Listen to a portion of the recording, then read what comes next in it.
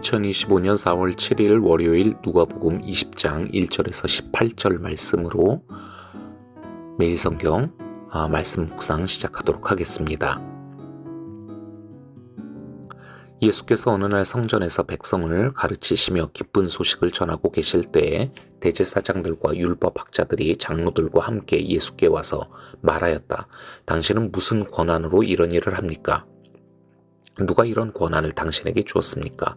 어디 우리에게 말해 보십시오. 예수께서 그들에게 대답하셨다. 나도 너희에게 한 가지 물어보겠으니 나에게 대답해 보아라. 요한의 세례가 하늘에서 난 것이냐 사람에게서 난 것이냐? 그들은 자기들끼리 의논하면서 말하였다. 하늘에서 났다고 말하면 어찌하여 그를 믿지 않았느냐고 할 것이요. 사람에게서 났다고 말하면 온 백성이 요한을 예언자로 믿고 있으니 그들이 우리를 돌로 칠 것이다. 그래서 그들은 요한의 세례가 어디에서 났는지를 모른다고 대답하였다. 예수께서 그들에게 말씀하셨다.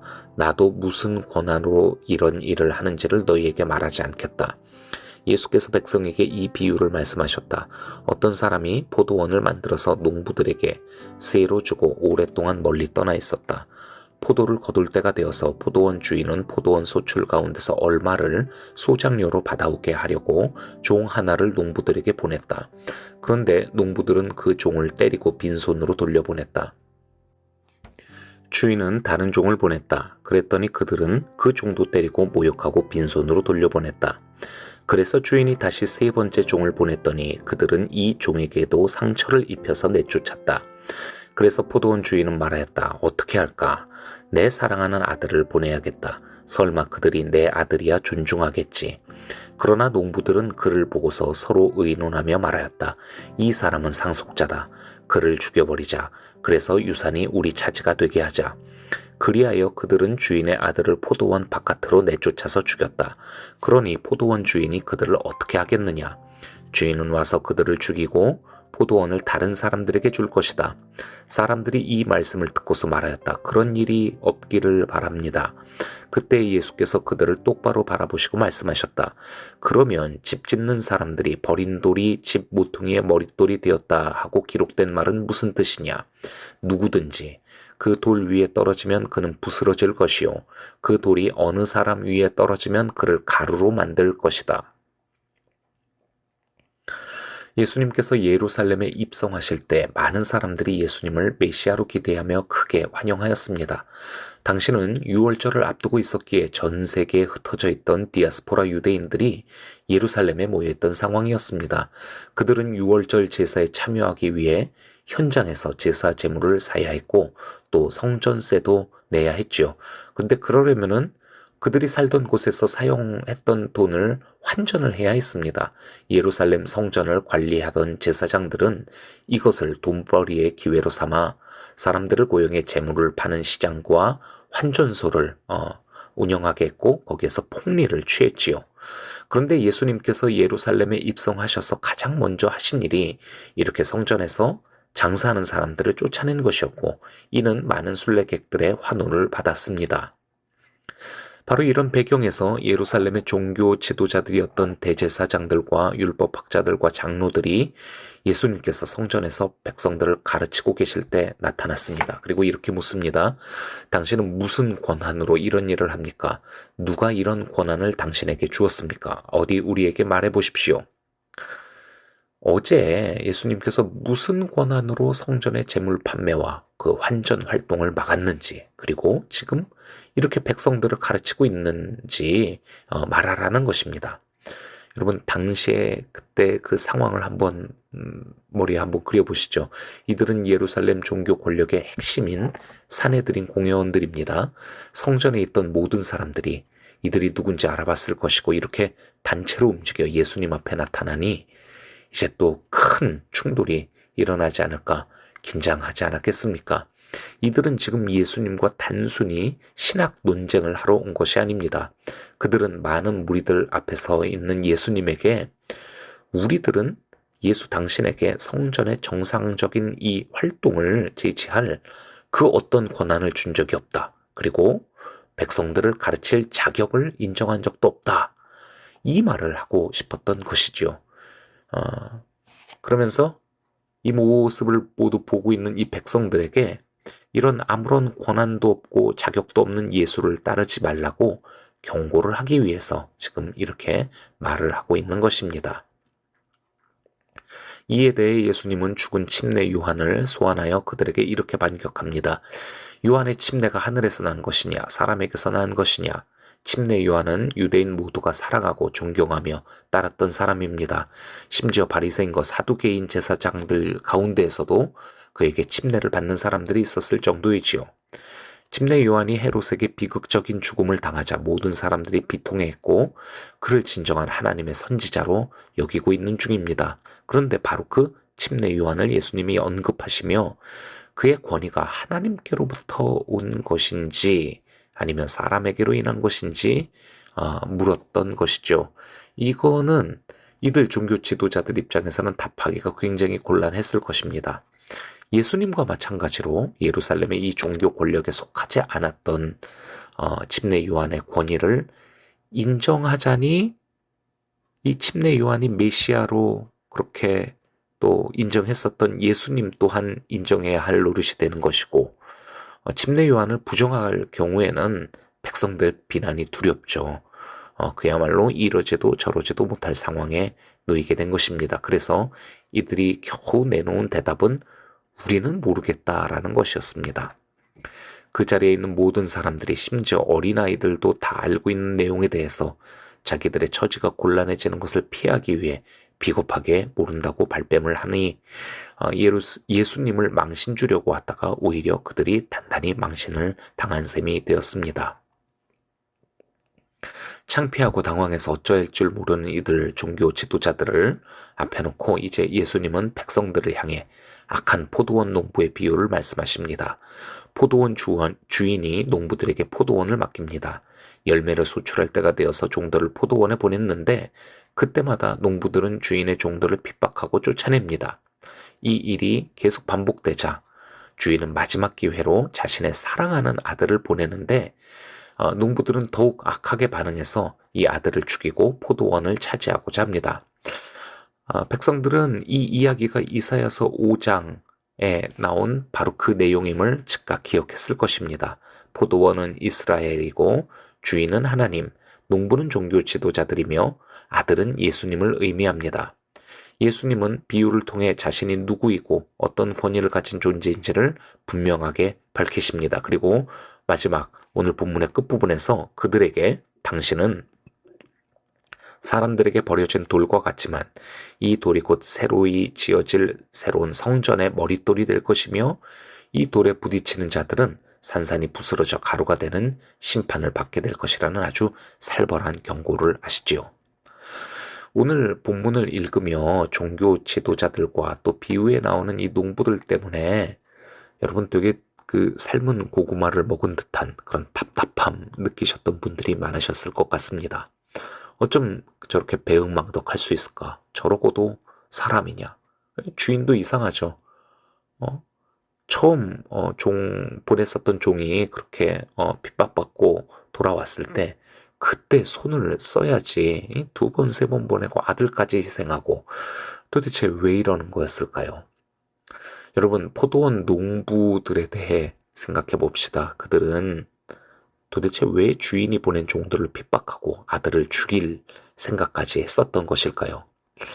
그들 마음의 가장 깊은 곳에 이 포도원이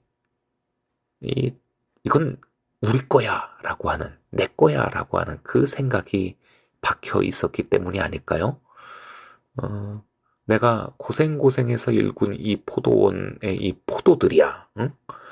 떼약볕에서 땀 흘릴 때 비가 안 올 때 물을 길어 날러서 그렇게 물 주면서 길른, 그러면서 내 등이 막 휠 때 코빼기도 안 보였던 주인이 이제 와서 종들을 보내 이 내 포도들을 가져가려고 한다고? 말도 안 되는 소리. 응? 그래놓고선 이제 와선 또 아들을 우리한테 보내? 어쩌라고? 아들을 주인으로 섬기라고? 아니면 이 포도원을 이 아들이 관리할 테니 우리는 이제 여기서 다 나가라고? 그럴 수는 없지. 우리는 이 포도원을 빼앗길 수 없어. 이거는 내 거야.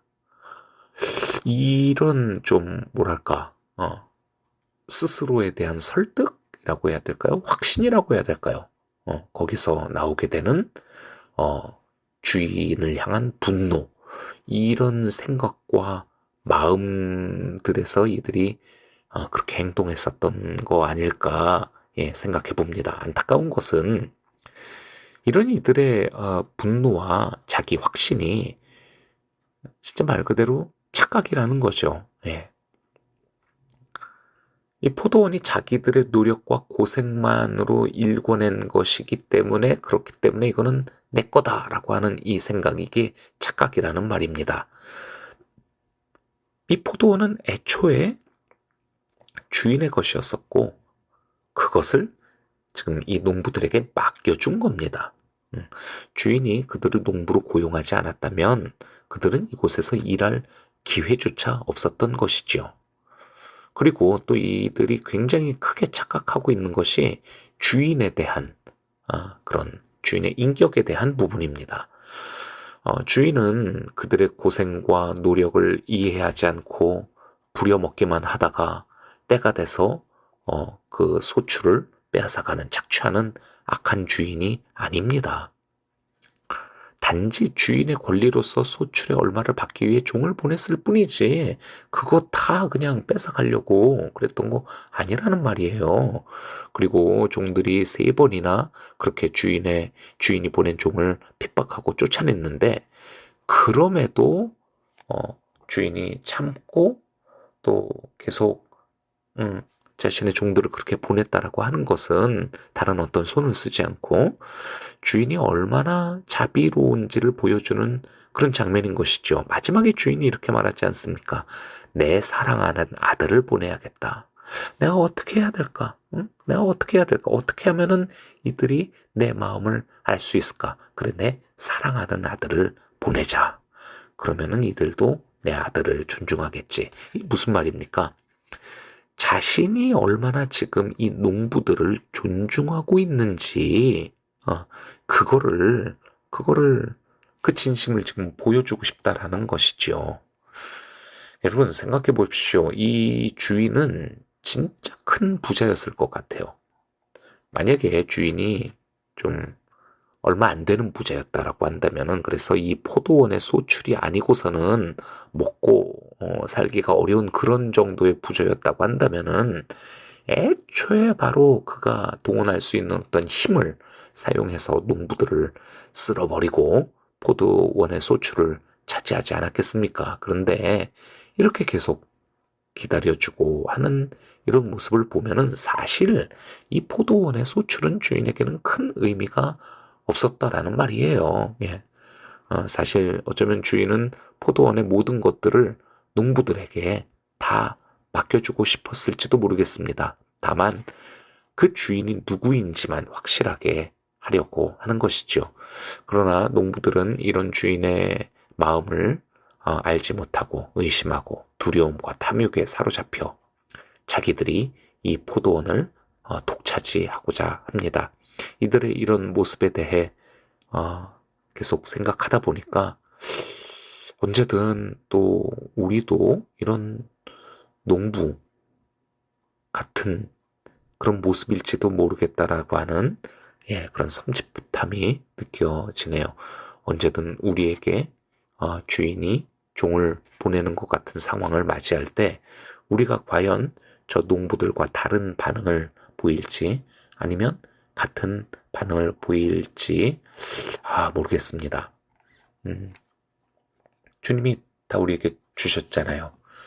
어, 우리의 건강, 우리의 재능, 우리의 경험, 우리의 물질, 우리가 가지고 있는 모든 인적인, 물질적인 그런 자산들, 우리가 지금 누리고 있는 모든 것들 다 주님께서 주신 것이고 맡기신 것인데 어느 날 이것의 그 주인됨에 대해서 물어보시고 또 우리가 갖고 있는 것 가운데 일부를 주님께서 당신의 나라를 위해 쓰기를 원하실 때 그때 우리가 어떻게 반응할지. 예수님은 오늘 이 본문을 가지고 우리에게 많은 도전들을 하시는데 그 중에 한 가지, 오늘 나의 소유 중에 온전히 나의 것이라고 할 수 있는 게 있을지 돌아보며 주님 앞에 이거 다 주님께서 주신 것입니다. 인정하는 것. 이것이 오늘 또 저희가 본문 읽으면서 또 마음에 새겨야 될 부분일 것 같고요. 또 하나, 그러나 우리 주님은 선한 분이셔서 우리에게 정말 주시고 맡기시길 원하시지, 이것을 우리가 우리에게서 빼앗고 또 우리를 시험 들게 하시는 그런 분이 아니시라는 거. 주신 모든 것에 대해서 우리가 기쁨으로 온전히 누리기를 바라시는 분이시라는 거. 이것을 믿고 신뢰할 때 우리는 주님의 메시지에 대해서 또 우리를 향한 부르심에 대해서 감사와 열린 마음으로 또 그것을 맞이할 수 있을 것 같습니다. 함께 기도하겠습니다. 하나님 아버지, 돌이켜보면 어느 것 하나 주님께 받지 않은 것이 없는데 어째서 그렇게 내 것에 집착하는 마음이 있는지 모르겠습니다. 또한 주님은 이 모든 것들과 또 나의 존재에 대해 주님의 그 주님 되심의 그 권리를 또 가지신 분이신데 저는 지금 이 순간도 제가 주인 될 것만을 고집하고 있는지 주여 내 마음을 돌아보게 하여 주시옵소서. 하나님의 선하심을 신뢰하며 주님 안에서 자유할 수 있는 기쁨을 누리도록 주여 저를 이끌어 주시옵소서. 포도원의 농부들과 같이 또 예수님을 대적하였던 종교 지도자들과 같은 그런 실수를 반복하지 않도록 오늘 주신 말씀 내 마음에 새겨지게 하여 주시옵소서. 이런 나를 위하여 사랑하는 독생자를 보내주신 주님의 은혜에 감사합니다. 예수 그리스도의 이름으로 기도합니다. 아멘.